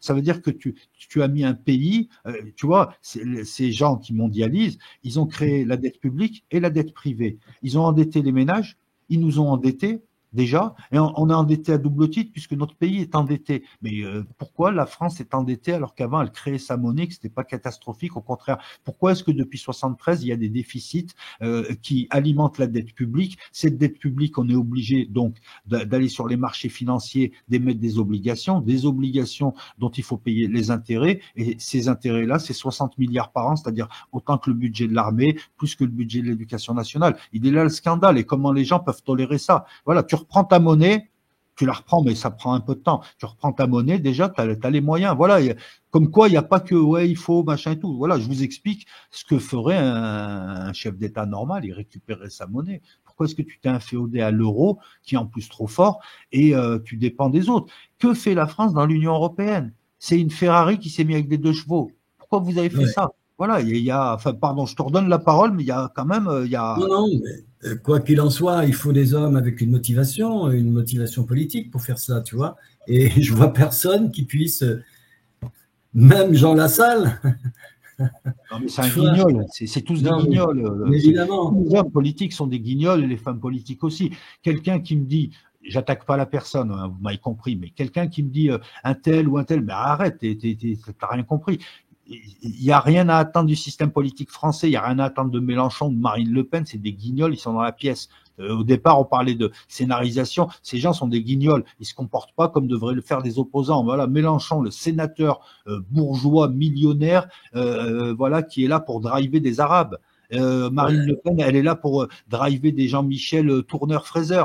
Voilà, c'est ça. Chacun a un rôle. Donc Jean Lassalle qui arrive, les Pyrénées, ouais, je chante, ouais, je suis un mec du terroir. Ok, c'est gentil, mais comment tu peux aller au Parlement, Jean Lassalle, alors que tu sais très bien qui sont ces gens? C'est des démons, ils sont en train de détruire. Non, mais il est aussi très conscient. Moi, j'ai passé 3 heures avec lui à dîner autour d'une table dans les Pyrénées, à Oloron-Sainte-Marie, au mois d'août l'année dernière. Non, mais en privé, je suis sûr qu'il est charmant et j'attaque pas l'homme. Par hasard. Ce que je te disais aussi hier soir, il m'a fait rire, mais alors tu peux pas imaginer, c'est vraiment un pitre. Hein. Il a raté son stand-up, lui. Hein. Lui, il peut te faire du stand-up. Hein. Ah non, mais c'est sûrement un type charmant, mais politiquement, voilà, il est là pour amuser, quoi. Il est très conscient de toute façon, parce que il te dit comme ça avec son accent, il te dit, écoute, moi je suis un acteur, de toute façon, un acteur de terroir, alors comment veux-tu, maintenant je suis marqué comme ça. Il n'y a aucun film politique dans lequel il pourrait m'engager pour avoir un autre rôle. Non, mais il est honnête. Mais Jean Lassalle, Jess, il est bien comme maire. Il est bien dans sa communauté de village. Il est bien comme président de région parce que je pense qu'il aime son terroir et il ferait des choses bien. La vallée d'Aspe, oui, c'est magnifique en plus. Voilà, mais sur le plan national, de toute façon, il a ni les moyens, ni l'intention, ni la volonté. Lui aussi, tu vois, voilà, il le reconnaît que c'est un acteur, donc il est lucide avec lui-même. Peut-être qu'il fait ça juste pour gratter pour sa région et il a bien raison. C'est tout. Oui, je survole un peu les messages, là, puis je vois Marie Opal, que je connais, et me dit, Jess, tu es dans un pays où la population est humble. Alors, ce que j'ai envie de dire, c'est qu'en fait, surtout la population, tout le monde est égal. Alors, est-ce que ça vient quand même, parce que, évidemment, le Vietnam, c'est quand même toujours un pouvoir communiste, mais libéral. Hein. Chacun fait son business, il y a des règlements, vraiment tout le monde bosse. Et en fait, surtout, ils ne te jugeront jamais. Jamais tu entendras ça. Et tu n'entendras jamais des gens qui s'engueulent. Ça, c'est pareil. Ils ne s'engueulent pas. Tu ne verras jamais ça. Alors que, bon, dans nos pays en Europe ou en Espagne ou au Portugal, tu peux tomber là-dessus. Et ils ne te jugent pas. Il n'y a pas de jugement de valeur là-dessus. Voilà, tu es accepté comme tel. Ils vont te dire, ah ouais, tu es d'où, etc. J'ai acheté un donut dans une pâtisserie-boulangerie pour le petit-déj ce matin, là, en passant, toujours d'ailleurs au même endroit. Il me dit, mais un gamin, il me dit, mais tu es d'où, toi? Je lui dis, ah, ben, de France. Ah, Mbappé. Alors, il me parle de Mbappé, Zinedine, et c'est des fans de foot. Voilà, ça s'arrête là. Ils vont pas te juger, ils sont humbles, ils sont simples, et surtout, ils sont souriants. Tu vois pas les gens qui te font la tête et tu les vois pas dépressifs. Ça aussi, c'est vachement choquant, tu vois, dans le sens favorable. Hein. Voilà. C'est vrai que ils ont de la pudeur, ils sont travailleurs, oui. ils sont éduqués, et ça change tout. Ils sont éduqués. Voilà. Ben oui, moi je vois les gens qu'on a sélectionnés, qu'on a formés, etc. Ils sont studieux, ils sont attentionnés, ils sont motivés, ils posent des questions, ils veulent en savoir plus, ils travaillent encore chez eux pour en découvrir davantage, pour être plus. Waouh, j'étais pas habitué à ça, tu vois. Hein, non, c'est franchement le Vietnam. Tous les gens qui m'en parlent me disent la même chose et voilà. Oui. Si vous voulez voyager, vous avez une destination là. Alors, oui, non mais franchement, moi je souhaite à tout le monde de pouvoir venir y passer du temps. Et je disais l'autre jour, si vous y passez un mois avec les petites vidéos que je vais sortir dans les semaines qui viennent, parce que je fais plein de petits morceaux puis je vais les monter à la tête reposée, eh bien vous verrez que vous dépenserez 2 fois moins que si vous restiez en France, billets d'avion compris. Ouais. On m'a dit aussi que le Laos était très sympa, très calme, très les gens paisibles.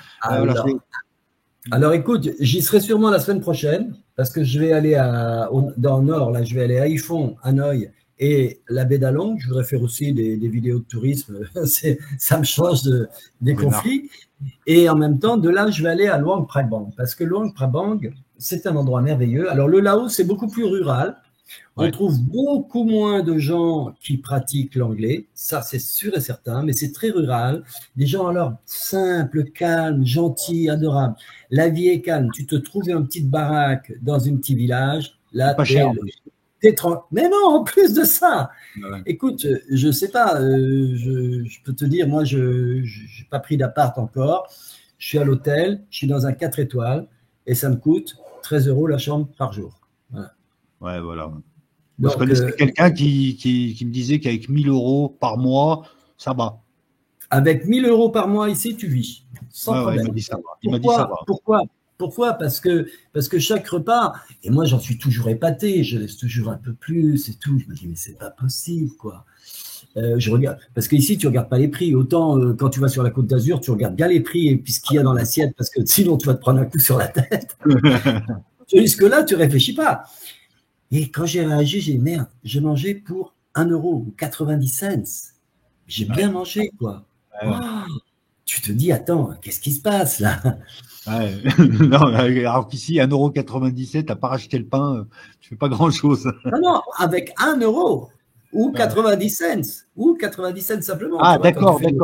Oui, voilà, t'achètes une c'est-à-dire, tu vas prendre un plat avec du poulet, du riz, des légumes, et voilà, ça va te coûter 90 cents. Voilà, 30 000 donc. Voilà, terminé. Tu dis bon. C'est des destinations qui peuvent être intéressantes à condition, encore une fois, que les gens peuvent aussi voyager. Parce qu'il y a beaucoup de gens, Jess, alors toi qui voyages, il y a beaucoup de gens qui aimeraient voyager, qui aimeraient travailler de l'étranger parce qu'ils ont envie de quitter la France.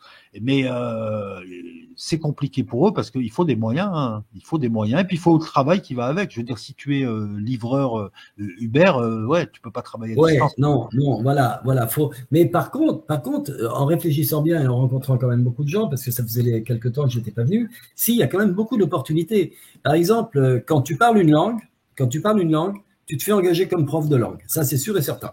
Alors que se fasse français, espagnol ou anglais, hein, déjà, d'entrée. Bon, si tu ne parles pas des langues, tu vas trouver autre chose à faire.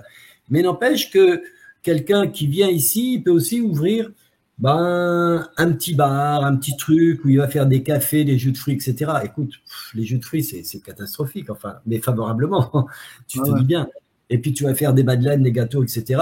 Enfin, je sais pas, un petit couple qui vient et que la dame, elle sait bien faire de la pâtisserie et que le monsieur, il sait bien être sympa à faire des cafés, des petits plats, des petits trucs, etc. Reste là, de toute façon, ça va pas te coûter grand-chose et tu vas gagner de quoi vivre. Voilà, déjà, d'entrée de jeu. Parce que tu en rencontres, hein. Parce que les choses sont beaucoup plus faciles. Et j'ai rencontré un groupe de Vietnamiens. Alors ça, c'était intéressant parce que c'est un groupe de Vietnamiens qui sont des gens qui ont étudié, qui sont nés la plupart du temps en France parce que leur famille avait émigré, alors cambodgiens ou vietnamiens. Ils ont fait leurs études en France. Ils ont atteint 20, 22 ans, 23 ans de leur étude. Après, ils ont fait leur carrière ou leur business, etc. Puis à un moment donné, il y en a une ou un qui a dit moi, je rentrerai bien au pays. Je ne parle pas la langue de mes ancêtres, mais je vais y retourner, je vais aller voir. Et en fait, ça a fait un peu boule de neige. Il y en a d'autres qui sont revenus, etc. Et je les ai rencontrés dans une soirée. J'avais été invité. Je les ai interviewés un petit peu. Et puis eux, pareil. Et en fait, ils m'ont dit, mais ici, puisqu'ils ont l'expérience, comme des Français, de ce qui se passe en France. Non, mais ici, ça coule tout seul, quoi. Ce que j'ai mis 3 ans à faire en France, ça, j'ai fait ça en 2 mois et demi ici, tu vois. Ah ouais, comment? Il dit oui, il n'y a pas toutes les tractations, toute la problématique de la paperasse. On te demande un cabis, mais il faut que tu attendes tant de temps. Après, il faut que tu attendes que les pompiers y passent. Après, il y a le sanitaire. Après, il faut que tu ailles chercher le papier dans un autre service. Enfin, je ne sais pas, moi, je n'ai pas créé d'entreprise en France. Mais ils te disent, c'est un bordel sans fin en France. Et puis, il y en a un qui avait bien fonctionné en plus dans la production musicale et de petits films vidéo. Puis il dit, j'ai bien marché, puis j'ai tout fait propre. Et puis, au bout de la 2e année, les impôts sont tombés, il ne me restait plus rien. Les bénéfices, les dividendes des impôts, plus rien, terminé. Et ça, c'est vrai que c'est beaucoup plus… Après, quand tu bouges, il faut être aussi, faut accepter une perte de travail, de faire un autre travail, peut-être moins intéressant. Il faut accepter d'être dynamique, effectivement. Il faut accepter aussi de saisir les opportunités. Si tu es ingénieur en France et que tu veux bouger ailleurs, si tu dois être pâtissier, tu fais de la pâtisserie, quoi. Voilà. Alors, par contre, j'y pense là maintenant, il y a beaucoup de gens qui font de la communication par Zoom, etc. maintenant, comme tout ce qui a été découvert, le télétravail à distance. Et j'en ai vu un l'autre jour, c'était un anesthésiste qui a dit, moi, je sors des hôpitaux, etc. Et qu'est-ce qu'il fait?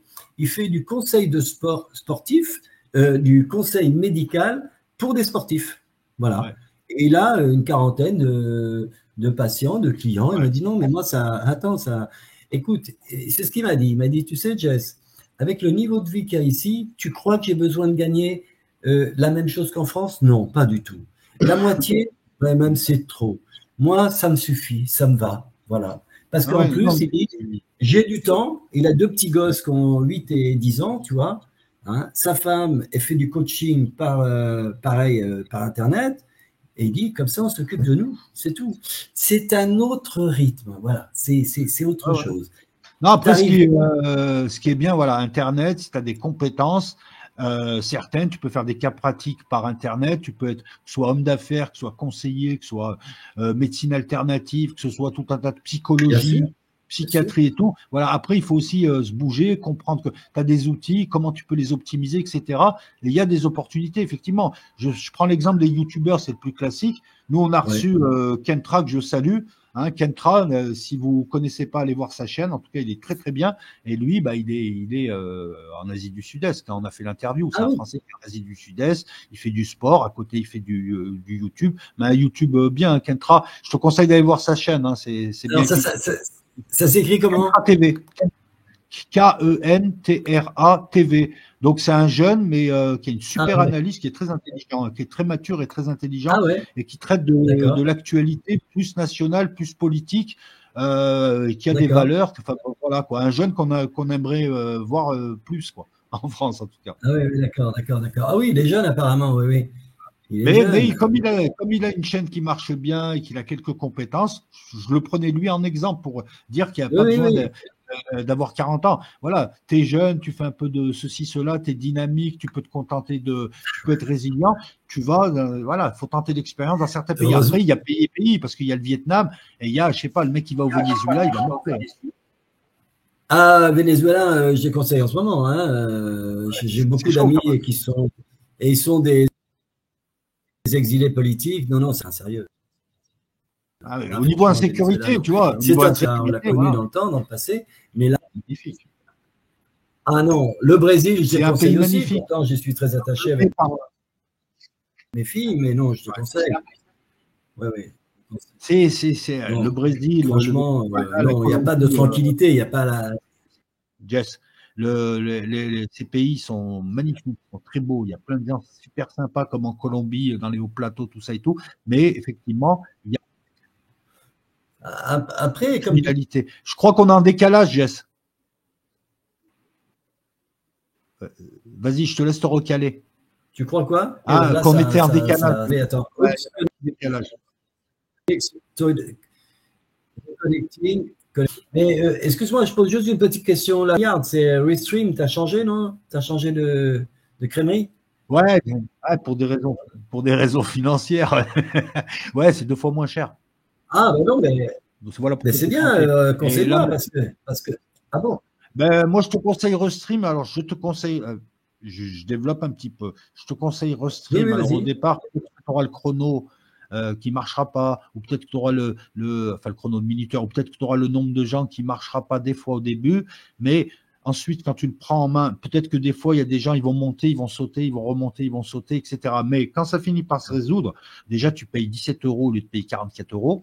Et par exemple, moi, tu vois, je remets les lives ensuite, tout de suite après, je remets les lives sur Patreon et pour les membres sans publicité. Avec D'accord. Restream, j'ai la vidéo quasiment de suite. Avec StreamYard et YouTube Catcher, des fois, je pouvais la mettre qu'à midi. Donc là, vous l'avez vu, les Patreons maintenant, dès que le live est fini. Ah, ok, ok, ok. Voilà. Et donc, moi, je te conseille Restream. Voilà, tu peux récupérer tes lives. Qu'est-ce qu'il y a d'autre? Il y a tout un tas de fonctionnalités. Tu peux mettre en arrière-plan, tu peux mettre de la musique, tu peux stocker des génériques, tu peux tout faire. Et D'accord. tout ça pour 2 fois moins cher, hein. 17 Et euros au donc, lieu de, tu as pris la formule à 16, parce que moi, j'ai une formule à 16 dollars, là. 16 en dollars, en plus. ouais, moi, c'était 19 $ parce que moi, alors attention, 16 $, c'est si tu payes un an d'un coup. Sinon, c'est 19 $ par Non? mois. Mais ça, Beer. Ah oui, oui, oui, d'accord. Et c'est regarde bien. 39. Beer. Regarde. Ouais, ouais, Ouais. d'accord. Non, non, faut prendre la formule à 16 qui va te coûter en fait 17,43 €.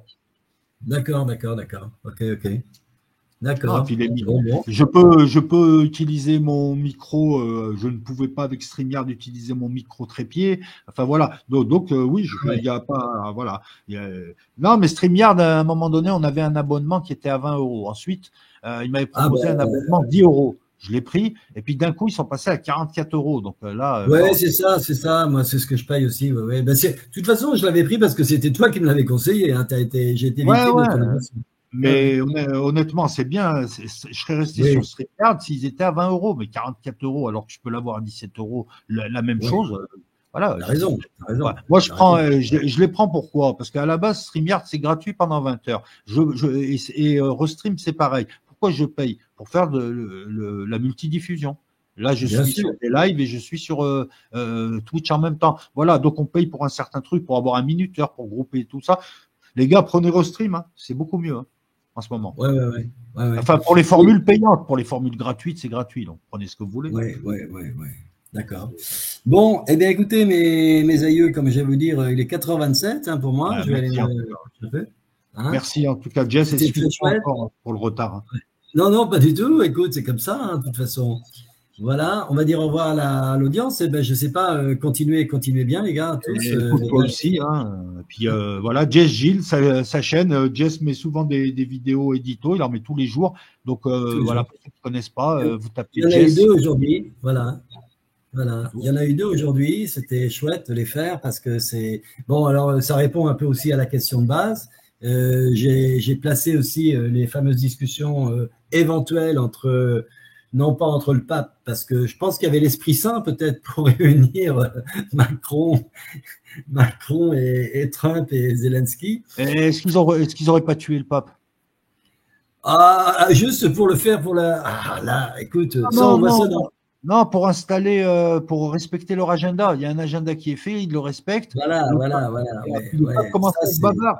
Il commençait ça, à balancer un peu, non? ça, C'est fort. c'était dans le vieux bon parrain numéro 3. Il tue le pape. Oui. Ouais, ouais.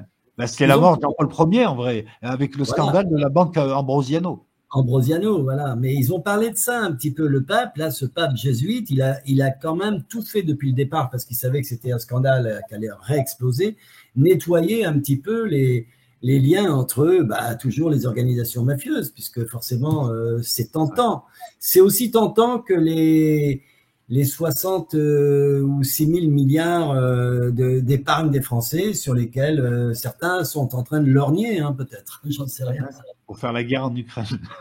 Putain, les malades. Bon, Le mec, mesdames et messieurs, je vous laisse sur ces bonnes paroles et je vous merci. souhaite un bon week-end et une bonne semaine et puis surtout que tout aille bien Ouais. en espérant que vraiment bah, l'AVC, ça peut servir, ça peut même atteindre des présidents et des gouvernants. Hein. Ils en auraient bien tous besoin. On est tous à 9 dixièmes de seconde d'un AVC, mais je préférerais que ce soit les autres quand même. Hein. Je vous dis à très Ouais, ouais, bientôt. ouais.